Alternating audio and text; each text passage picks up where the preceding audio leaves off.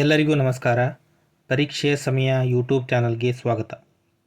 ಈಗ ಆಗಸ್ಟ್ 5ರ ದಿನದ current affairs MCQ ಪ್ರಶ್ನೋತ್ತರಗಳನ್ನು ಕ್ಷಣಗಳಲ್ಲಿ ನೋಡೋಣ.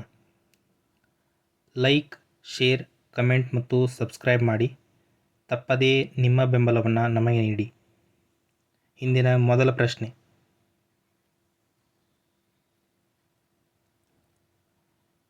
ಚಂದ್ರನ ಮೇಲಿನ ಜೀವನವನ್ನು ಅನುಕರಿಸುವ ಹೋಪ್ ಮಿಷನ್ ಅನ್ನು ಇಸ್ರೋ ಇತ್ತೀಚೆಗೆ ಎಲ್ಲಿ ಪ್ರಾರಂಭಿಸಿದೆ? ಲಡಾಖ್, ಹಿಮಾಚಲ ಪ್ರದೇಶ, ಉತ್ತರಾಖಂಡ್, ಜಮ್ಮು ಮತ್ತು ಕಾಶ್ಮೀರ. ಸರಿಯಾದಂಥ ಉತ್ತರ ಲಡಾಖ್. ಈಗ ಈ ಹೋಪ್ನ ಮಿಷನ್ ಬಗ್ಗೆ ತಿಳ್ಕೊಳ್ಳೋದಾದರೆ ಇದರ full form Himalayan outpost for planetary exploration. ಇದನ್ನು ಬೆಂಗಳೂರು ಮೂಲದ ಪ್ರೋಟೋಪ್ಲಾನೆಟ್ ಸಹಯೋಗದೊಂದಿಗೆ ಇಸ್ರೋ ಇತ್ತೀಚೆಗೆ ಲಡಾಖ್ನ ಸೋಕಾರ್ ಕಣಿವೆಯಲ್ಲಿ ಈ ಹೋಪ್ ಕಾರ್ಯಾಚರಣೆಯನ್ನು ಪ್ರಾರಂಭಿಸಿದೆ.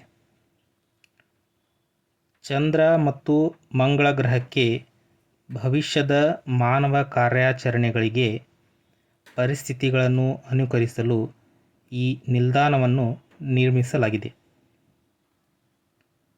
ಇನ್ನು ಇಸ್ರೋದ ಬಗ್ಗೆ ತಿಳಿದುಕೊಳ್ಳೋದಾದರೆ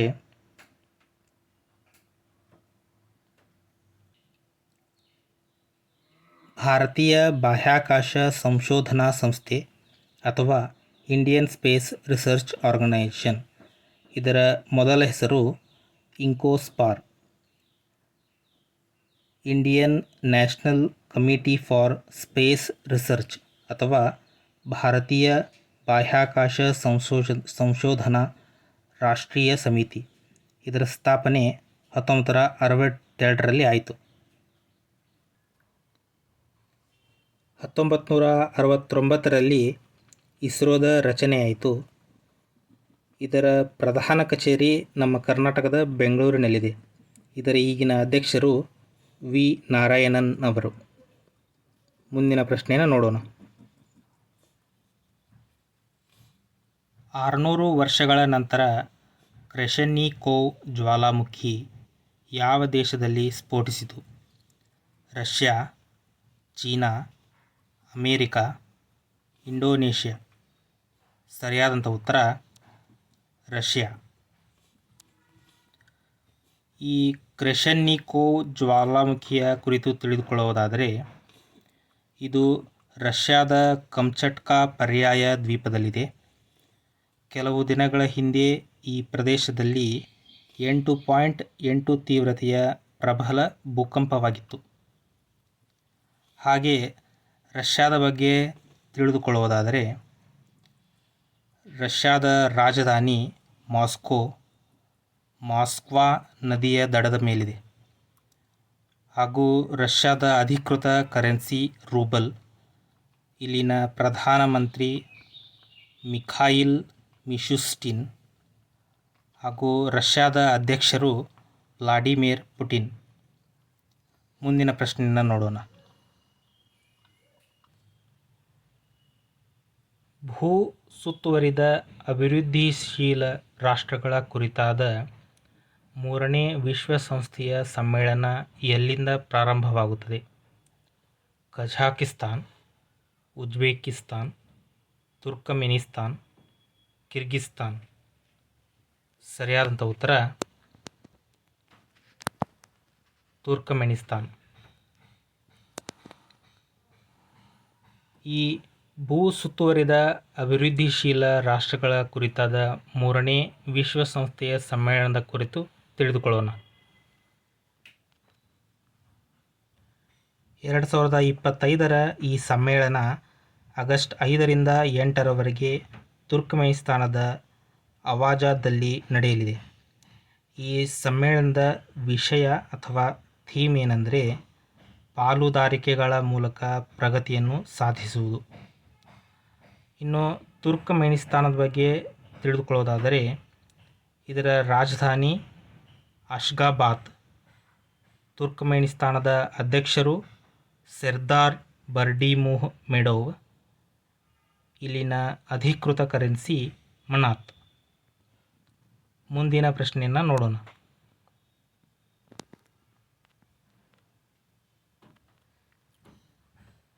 ಇತ್ತೀಚೆಗೆ ಪ್ರಾಜೆಕ್ಟ್ 17A ಅಡಿಯಲ್ಲಿ ನಿರ್ಮಿಸಲಾದ ಯಾವ ಫ್ರಿಗೇಟನ್ನು ನೌಕಾಪಡೆಗೆ ಸೇರಿಸಲಾಯಿತು? ವೆಂಕಟಗಿರಿ, ಭುವನಗಿರಿ, ಬಾಬಾ ಬುಡನ್ಗಿರಿ, ಹಿಮಗಿರಿ. ಸರಿಯಾದಂಥ ಉತ್ತರ ಹಿಮಗಿರಿ. ಈ ಹಿಮಗಿರಿಯ ಬಗ್ಗೆ ತಿಳಿದುಕೊಳ್ಳುವುದಾದರೆ, ಇದು ನೀಲಗಿರಿ ಕ್ಲಾಸ್ನ ಪ್ರಾಜೆಕ್ಟ್ 17A ಅಥವಾ ಮೂರನೇ ರಹಸ್ಯ ಯುದ್ಧ ನೌಕೆಗಳಾದ ಹಿಮಗಿರಿಯನ್ನು ಇತ್ತೀಚೆಗೆ ಭಾರತೀಯ ನೌಕಾಪಡೆಗೆ ತಲುಪಿಸಲಾಯಿತು. ಕೋಲ್ಕತ್ತಾದ Garden Reach Ship Builders and Engineers Limited ಇದನ್ನು ನಿರ್ಮಿಸಿದೆ. ಮುಂದಿನ ಪ್ರಶ್ನೆ.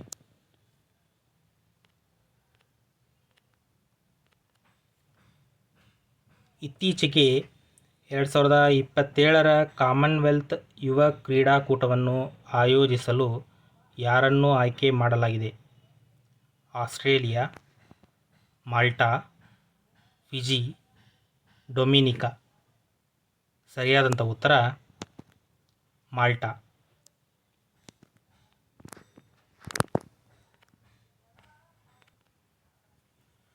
ಎರಡು 2027ರ ಕಾಮನ್ವೆಲ್ತ್ ಯುವ ಕ್ರೀಡಾಕೂಟದ ಇದು 8ನೇ ಆವೃತ್ತಿಯಾಗಿದ್ದು, ನೌಕಾಯಾನ ಮತ್ತು ವಾಟರ್ ಪೋಲೋದ ಚೊಚ್ಚಲ ಪ್ರವೇಶ ಸೇರಿದಂತೆ ಒಟ್ಟು 8 ಕ್ರೀಡೆಗಳನ್ನು ಈ ಕ್ರೀಡಾಕೂಟ ಒಳಗೊಂಡಿದೆ.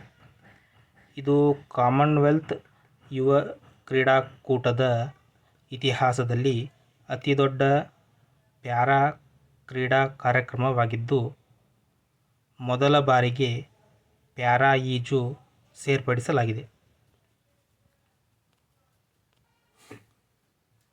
ಇತ್ತೀಚೆಗೆ ನೌಕಾಪಡೆಯ 47ನೇ ಉಪಮುಖ್ಯಸ್ಥರಾಗಿ ಯಾರು ಅಧಿಕಾರ ವಹಿಸಿಕೊಂಡಿದ್ದಾರೆ?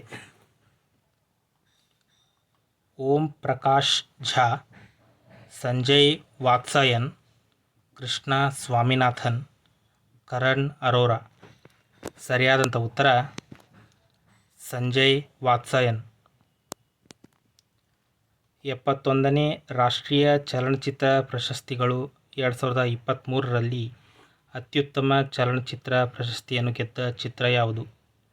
ಜವಾನ್, the Kerala Story, 12th Fail, Mrs Chatterjee versus Norway.